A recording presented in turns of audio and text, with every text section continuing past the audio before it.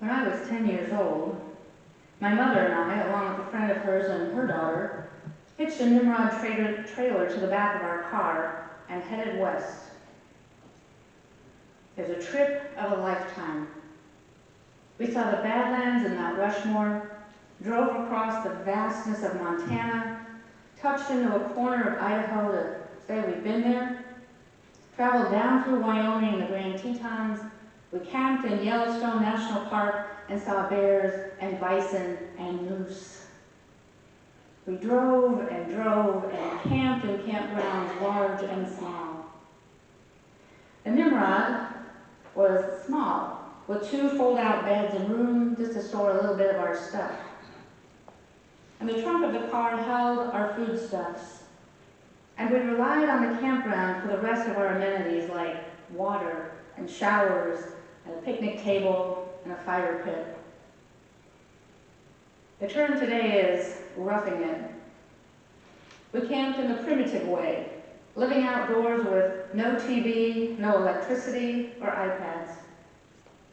And so each day that we went out, we had to plan and make sure we timed it just right to come back to start the fire. And that was the best part, lighting the fire. A little kindling, some paper and matches, and then watch the flame grow. Small twigs, pieces of twigs, and graduating to sticks and then logs to keep it ablaze. And then to do all the necessary things in preparation for dinner. We cooked the meal and washed dishes, and for some reason, food just tastes better outside. But starting a fire gave us a sense of accomplishment. To watch it start out slowly, and sometimes after many tries, the small flame would gain a momentum, and then till it would stand on its own. Or depending on what you use, a fire can be big and bold right from the start. Kind of like Pentecost. The tongues of fire alighting on each disciple, a rush of wind and the Holy Spirit imparted to the now apostles to begin spreading the good news of Jesus Christ. To put it mildly, the disciples were on fire to begin evangelizing the world. In Acts 1 verse 8, Jesus said to his disciples that they would be witnesses, telling people about me everywhere, in Jerusalem, throughout Judea, in Samaria, and to the ends of the earth. As chapter 8 opens, several years had probably passed by, but the church had not yet left Jerusalem. Most likely it was a challenge to preach the gospel to other Jews, but to preach to the Samaritans, that must have been really hard. How many dozen sermons have you heard on the woman at the well story? She was a Samaritan. The disciples had gone into town to get food, and Jesus had had this conversation with this woman, and a despised Samaritan woman at that.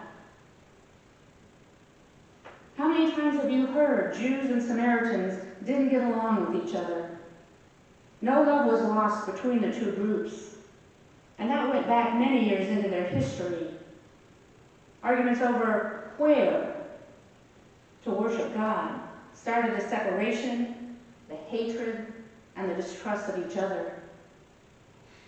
But here's this woman that Jesus seemed to know and offered the gift of living water, known as grace.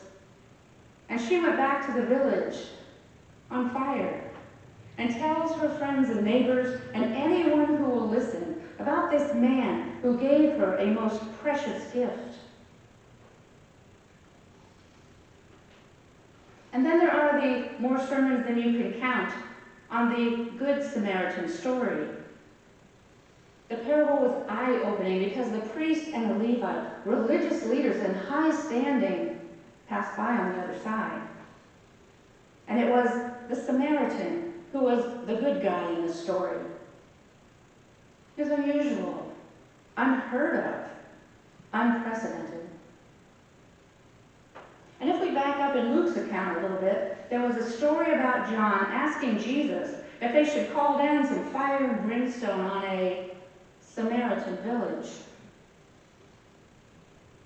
And whereas Nathanael asked if there was anything good that could come from Nazareth, the thought was there was nothing good about anything in Samaria. And so this little story is quite incredible. Philip, one of the apostles, is traveling through Samaria, and he spoke to crowds of people about the Messiah. Many were healed, evil spirits departed, and verse 8 says, there was great joy in the city. Word gets back to Jerusalem, and Peter and John are sent to check it out. And as soon as they get there, they pray with these new Christians. They laid their hands on them. And these new believers received the Holy Spirit. They received the power of God's grace to be transformed. To live their lives knowing they never had to offer a goat or a pigeon as a sacrifice anymore. Knowing that they didn't have to be baptized again and again as being cleansed on the outside only. They were now changed from the inside out. The fire that started in the upper room is now spreading and growing. Kind of like our song, it only takes a spark. And what a spark it was. The fire continues to burn in the hearts of believers the world over. How strong is the fire burning in you?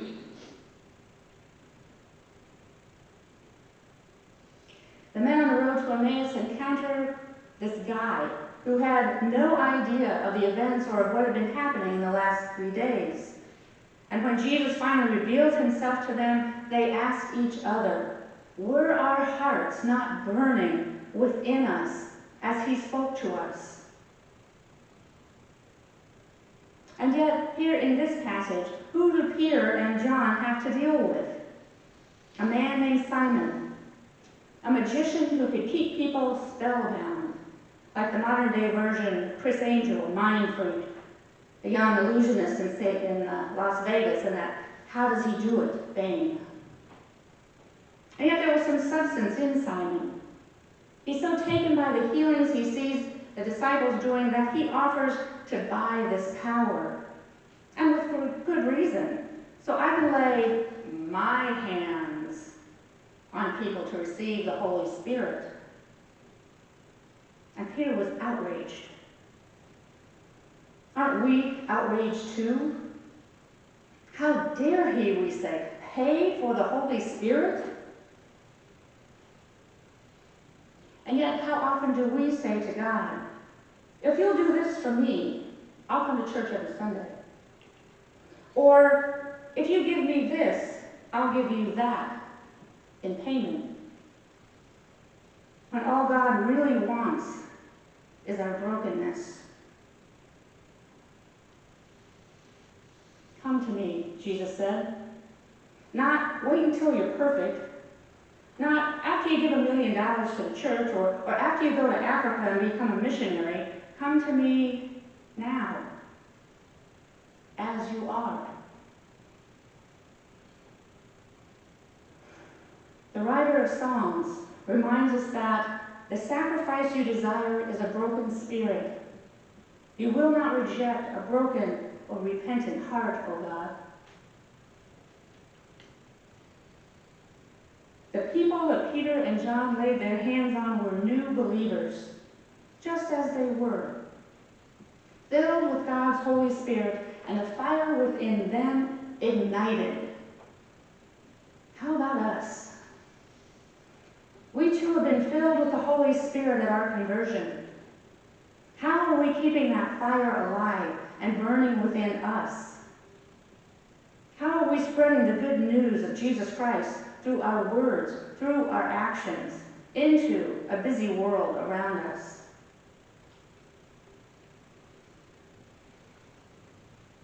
Like starting a fire on a camping trip, adding more prayer, study, and devotion, and then fanning the flames through service to keep our relationship with Jesus strong. May the Holy Spirit kindle or rekindle in you the flame that is burning inside. Amen.